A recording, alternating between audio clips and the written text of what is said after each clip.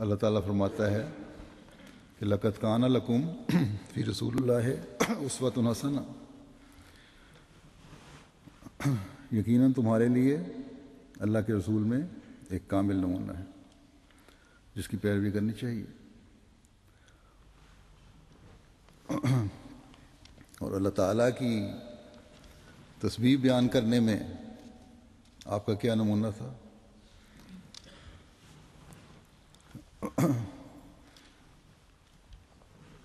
آپ کے صبح شام رات دن اللہ تعالیٰ کے ذکر سے پر گزرتے تھے۔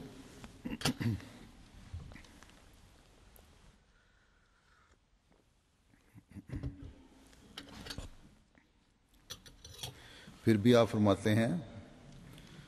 کہ اے رب، مجھے اپنے ذکر کرنے والا، مجھے اپنا ذکر کرنے والا اور اپنا شکر کرنے والا بنا۔ رکوع اور سجدے میں آپ اللہ تعالیٰ کی تسبیح و تحمید فرماتے تھے، اور آپ کی تسبیح و تحمید اور گریہ و زاری ایک عجیب رنگ رکھتی تھی۔ رکوع میں جب سبحان ربی العظیم سے اپنے عظیم رب جو رب العالمین ہے اس کی بزرگی اور برتری کا ذکر فرماتے ہیں، تو کھڑے ہو کر پھر سمع اللہ لمن حمدہ کہہ کر پھر اللہ تعالیٰ کی بے شمار حمد کی طرف توجہ فرماتے ہیں۔ آپ کے رکوع اور سجود اور قیام اور نماز کی ہر حرکت ہے اس کے بارے میں حضرت عائشہ نے فرمایا تھا ایک دفعہ پوچھنے پر کہ اس کی خوبصورتی اور لمبائی نہ پوچھو۔ سجدوں کی لمبائی کے بارے میں ایک روایت میں یہ ذکر ملتا ہے کہ حضرت عبد الرحمن بن عوف کہتے ہیں کہ حضرت صلی اللہ علیہ وسلم ایک دن مسجد میں تشریف لائے اور قبلہ رو ہو کر سجدے میں چلے گئے۔ بہت لمبا سجدہ کیا، اتنا لمبا کہ میں آپ کو دیکھ کر پریشان ہو گیا، بلکہ یہاں تک میری پریشانی بڑھی کہ مجھے گمان ہونے لگا کہ اللہ تعالیٰ نے آپ کی روح قبض کر لی ہے۔ اس پریشانی کی حالت میں میں آپ کے قریب پہنچا تو آپ سجدے سے اٹھ بیٹھے۔ آپ نے فرمایا کون ہے؟ میں نے عرض کی کہ یا رسول اللہ میں عبد الرحمن ہوں۔ پھر میں نے عرض کیا کہ اے اللہ کے رسول، یہ آپ کا لمبا سجدہ اتنا زیادہ لمبا ہو گیا تھا یہ سجدہ کہ مجھے اندیشہ ہوا کہ کہیں آپ کی روح تو قبض نہیں ہو گئی۔ آپ نے فرمایا کہ میرے پاس جبرائیل آئے تھے اور یہ خوشخبری دی تھی کہ اللہ تعالیٰ نے فرمایا کہ اللہ تعالیٰ آپ کے حق میں فرماتا ہے کہ جو آپ پر درود بھیجے گا اس پر میں رحمت نازل کروں گا، اور جو سلامتی بھیجے گا اس پر میں سلامتی نازل کروں گا۔ اس بات پر میں سجدہ شکر بجا لا رہا تھا اور اللہ تعالیٰ کی تسبیح و تحمید کر رہا تھا۔ یہی نہیں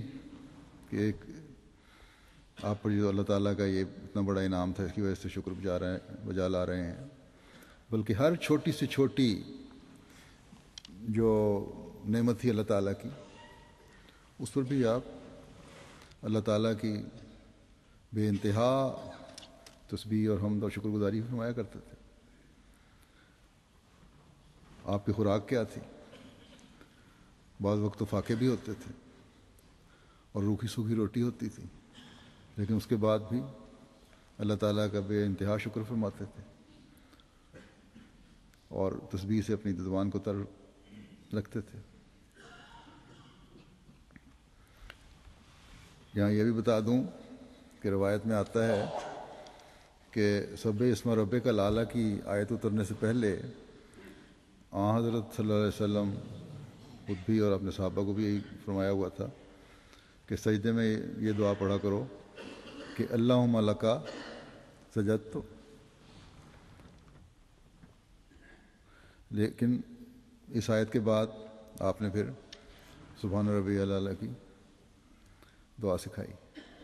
اسی طرح رکوع میں بھی فسبح بسم ربک العظیم کی جب آیت نازل ہوئی ہے پھر آپ نے سبحان ربی العظیم کی دعا سکھائی ہے۔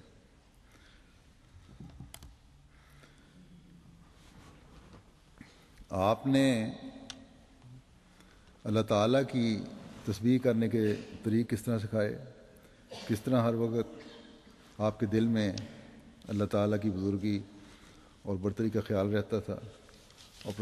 رہنمائی فرماتے تھے، اس بارے میں ایک روایت میں حضرت جویریہ بیان کرتی ہیں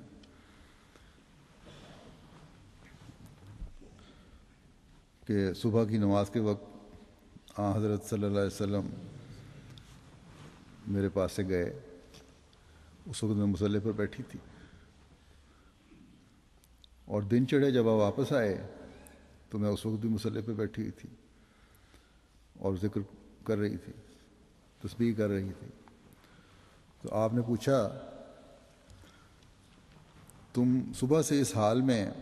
یہاں کیا بیٹھی کر رہی ہو؟ میں نے عرض کی کہ میں تسبیح کر رہی ہوں، اللہ تعالیٰ کے ذکر کر رہی ہوں۔ آپ نے فرمایا میں نے اس کے بعد جب سے میں یہاں سے گیا ہوں اور اب آیا ہوں صرف 4 کلمات 3 دفعہ دہرائے ہیں، اگر ان کلمات کا موازنہ میں تمہارے اس سارے وقت کے ذکر اور تسبیح سے کروں تو میرے کلمے جو ہیں وہ بھاری ہیں، جو یہ ہیں کہ سبحان اللہ ہے عدد خلقہ ہی، سبحان اللہ ہے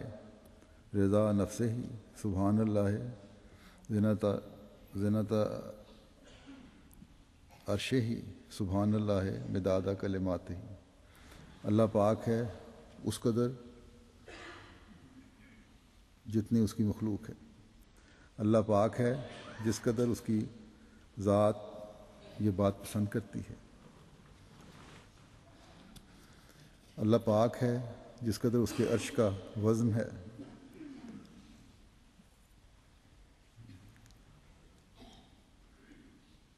اور